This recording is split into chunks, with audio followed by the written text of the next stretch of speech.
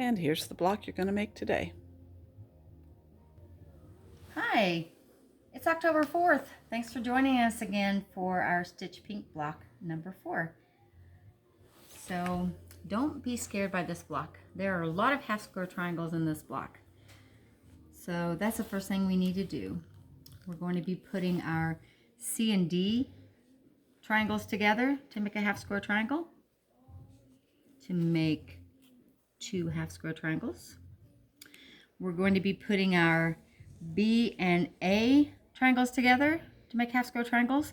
There's going to be one triangle that you won't use, so don't be concerned if you have one left over.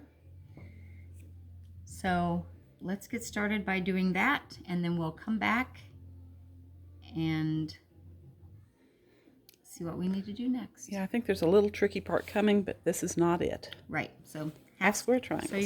So your triangles together to make half square triangles. Okay, I have all my half square triangles sewn together. Should have 2 large red and white ones, 4 small red and white ones. You have 12 pink and white ones, but we're only going to use 11, so I'm going to set one aside. So the next step is to make the stem part of this flower, and forgot to tell you that this block is called Flower Power. So what you want to do is, when we make the stem, this was letter G, and you need to fold it in half and crease it. So you want to press it, because we want to center these triangles on the stem. So I did the same thing with the white triangles that were part F. It's hard to see the white. Let's move over on the green. Oh, okay. All right. So I'm going to put them right sides together. So I pressed the stem with right side out, and I pressed the triangles with the wrong side out. So when I put them together, I'll show you, they're creased going the same way. So it just makes it a little bit easier. Oh, yeah. Okay, so I'm going to pin this, and then I will sew that.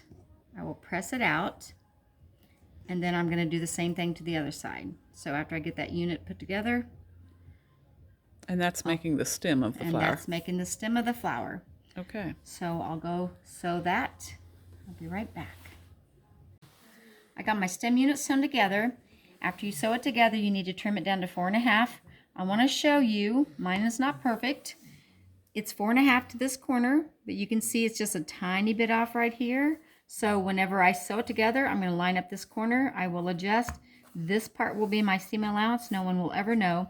It measures 4.5 across here, 4.5 across here. It's just a little bit off. Actually, it kind of goes to that corner, I believe. Yep. The bottom corner is 4.5. There's just a little bit right here that I must have gotten it shifted whenever I was sewing it. And sometimes when you do that diagonal cut, it can be just a hair off. Right, it's going to be fine. So don't stress out if it's not exactly the right size. You can make it work. Now, we sew this together in quadrants. So I've got my half square triangle blocks laid out the way they're supposed to go, and I'm going to point some things out here in just a second. I did not tell you before that your large half square triangle units should be 4.5 inches. Your small ones should be 2.5 inches. So you can put them all together in these quadrants. So I've laid them all out. My stem will go right here, and let's make sure I've got it pointed in the right direction. It's going to go up to the corner of the flower in the diagram. It's doing that. Be kind of a wonky stem if it went the other way. Let's look at it. That just doesn't look right. Okay, so that's going to go together right there. You notice the reds to the red on both of these. I've got the white part of this down in the bottom. I've got the white part of this. What direction is it to you, Lisa? Well, it's going to the bottom still, if you were thinking of this as a flower. Right, okay. You notice that the pinks make a straight line across here. So you lay these out. First thing you're going to do is sew these two together, these 2 small half square triangles. You'll sew them to this one, and then you'll sew the white rectangle to that. You'll sew these 2 together, sew them to that stem unit. Then you'll sew these 3 blocks together, and then you'll sew those to the bottom of the stem unit. Same thing here. You're going to sew these two little squares together and then sew them to the large one. When you get that together, you can sew the rectangle to that.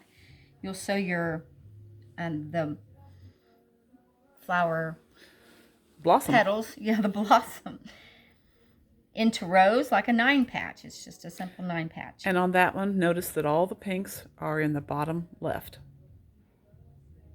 Okay, so I'm going to go sew my quadrants together, and then it'll be like a big 4 patch that I'm putting together after that. Okay, we'll be back shortly.